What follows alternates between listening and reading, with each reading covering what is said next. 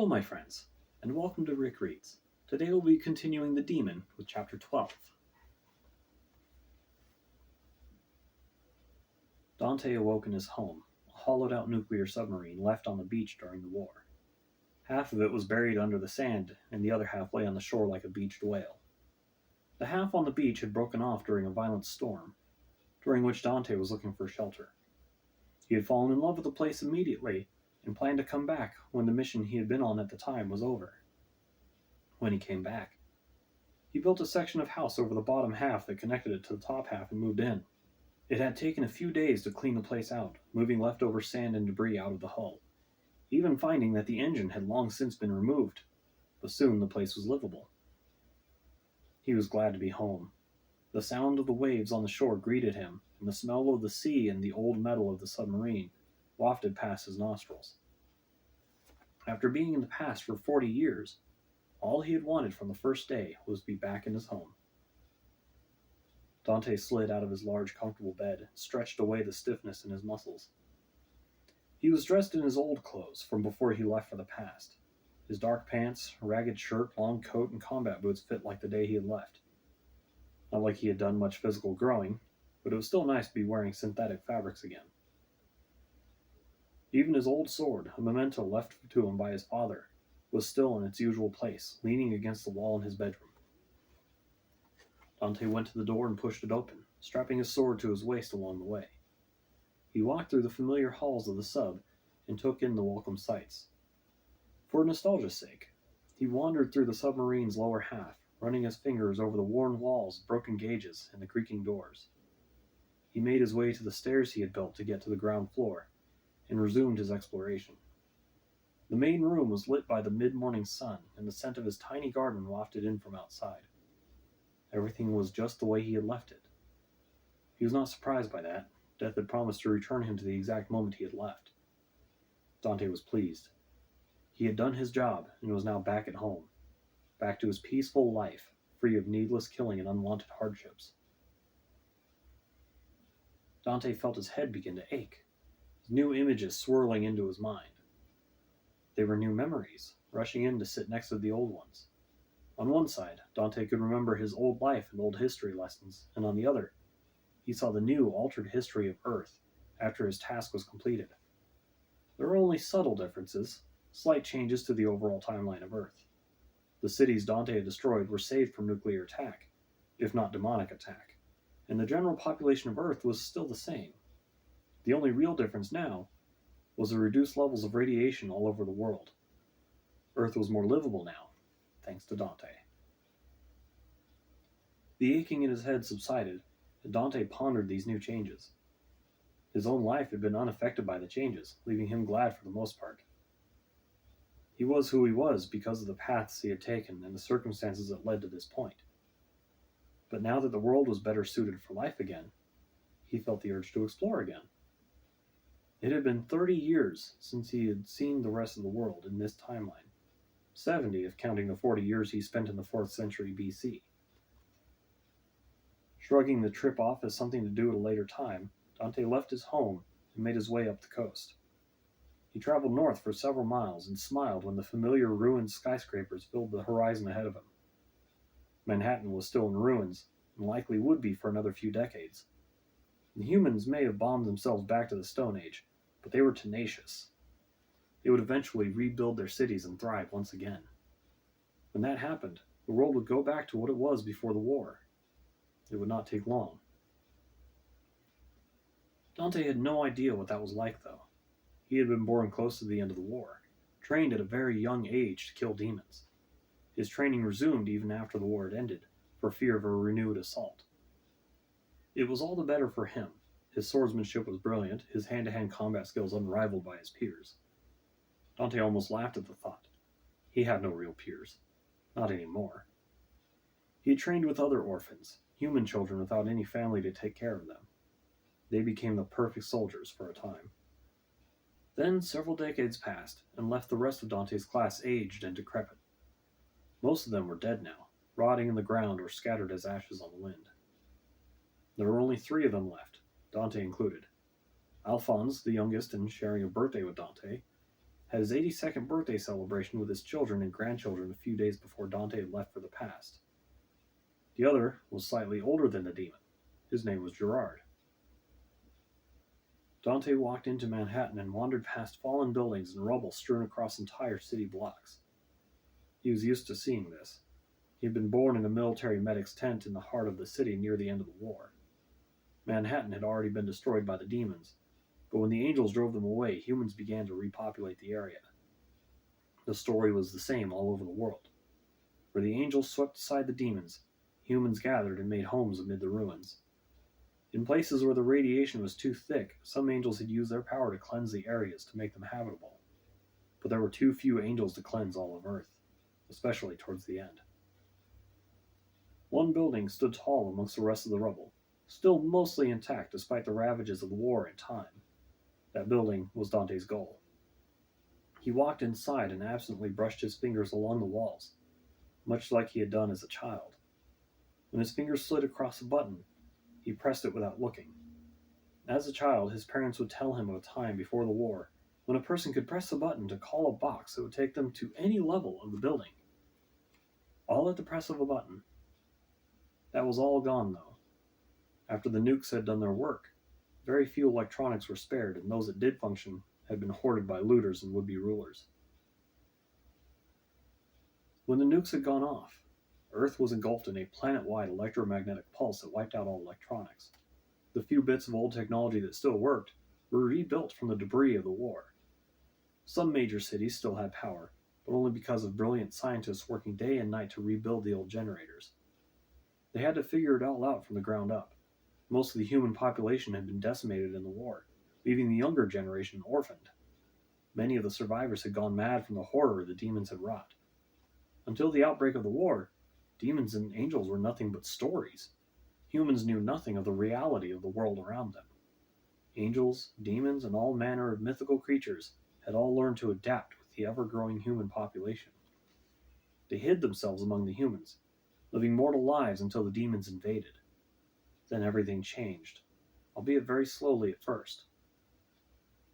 The first reports filtered out of New York, the first place attacked by the demons. No one knew why New York was the first target, but it was hit the hardest while the rest of the world thought it nothing more than a hoax. They laughed it off, especially when reporters claimed a single angelic figure had swooped in to defend humanity. That is, until they lost communication with the city. New York went dark within 2 days of being attacked, despite the valiant efforts of the lone archangel. He simply was not able to be everywhere at once. Soon after, more reports came in from Maine, Washington, D.C., and Chicago. The demons spread like wildfire, accosted the whole time by a single archangel and his 2 friends. Yet even then, when North America fell, the rest of the world thought it was simply a biological weapon or an experiment gone wrong, not an attack from hell. They readied their nukes and waited. They watched as the invaders made their way to them. A year after New York fell, the demons reached China, Japan, and London after spreading to Canada and Mexico. That was when the first of the nukes fell.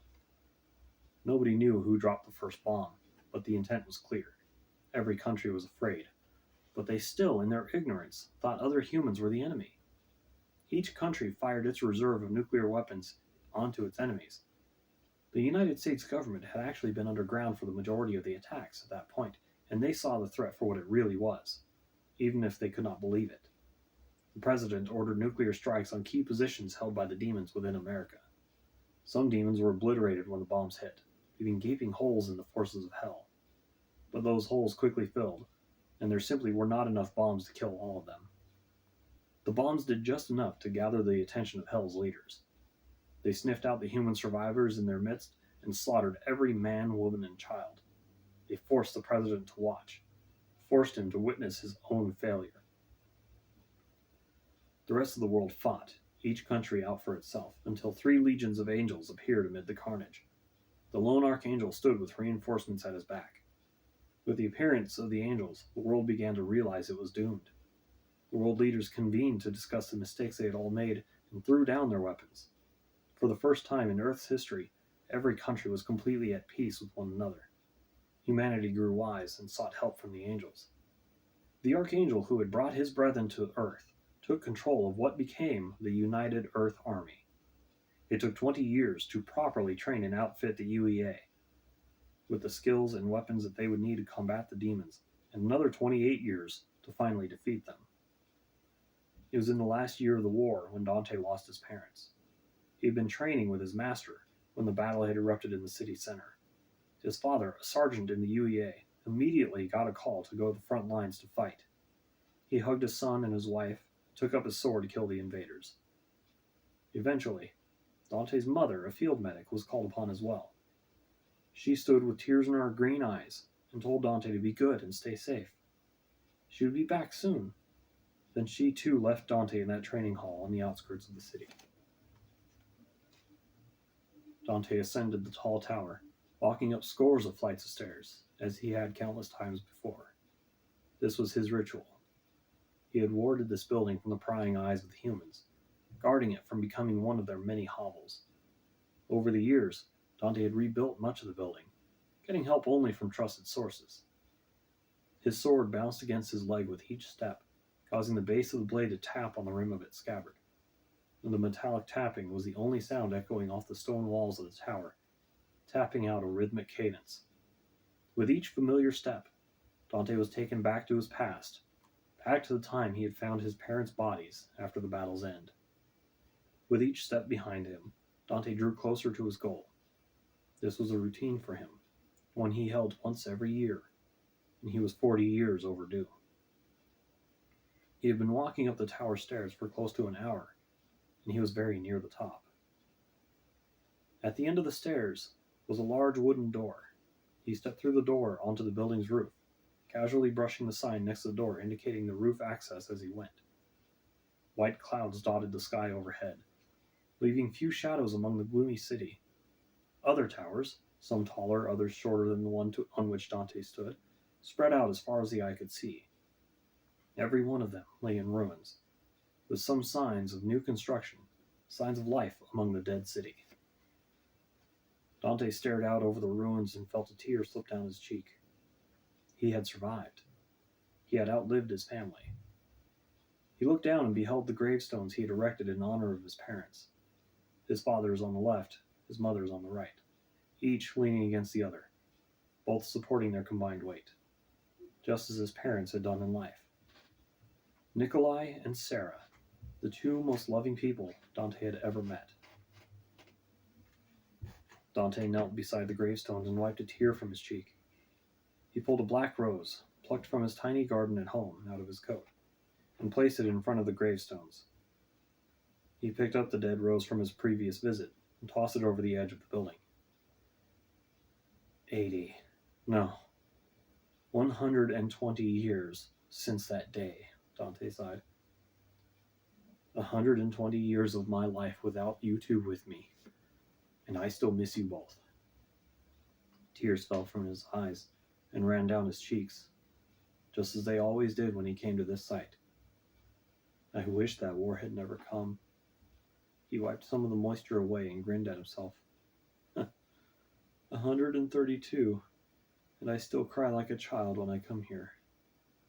Some demon I am. Hard to believe I'm part of the same race that so coldly and calmly destroyed most of our world. Dante stood and walked around the perimeter of the rooftop. He kicked a loose stone over the edge and watched it fall to the street below. I've done some important work, you know. Lord Death conscripted me to go into the past and make sure certain cities wouldn't be targeted by the nukes. I was forced to kill a lot of people, though. I know you two wouldn't approve of that, and I'm sorry. But I paved the way for more people to thrive in this broken world. As long as a bit of positive can come from the ashes of the negative, I'll accept that I did what was expected of me. I didn't want to kill all those people. They didn't deserve it. None of them did. But I'm not here for that. I came to say I love you both. Not a day goes by that I don't think of you. I miss you both, and wish that in some way, any way, I could get just one more chance to see you both again. Dante looked back at the gravestones and sighed. He wanted nothing more than to have his parents there with him in his life. He would not have felt so lonely if they had survived the war. He just wanted his family.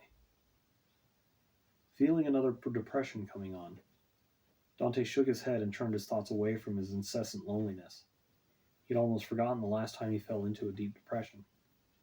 It was several years before death came to him to offer him the task of going to the past. His depression always led to frustration and anger, which in turn led to an entire settlement disappearing. As long as he was abroad, Dante knew that he could keep his mind occupied enough to combat his emotions. As long as he was traveling, seeing new sights, exploring new places, Dante could remain content. He decided then to go and see what changes he had wrought with his work in the past. It was time to focus on what he loved rather than work or loneliness. And that, my friends, was chapter 12. I hope you enjoyed it, and I hope you have a wonderful day.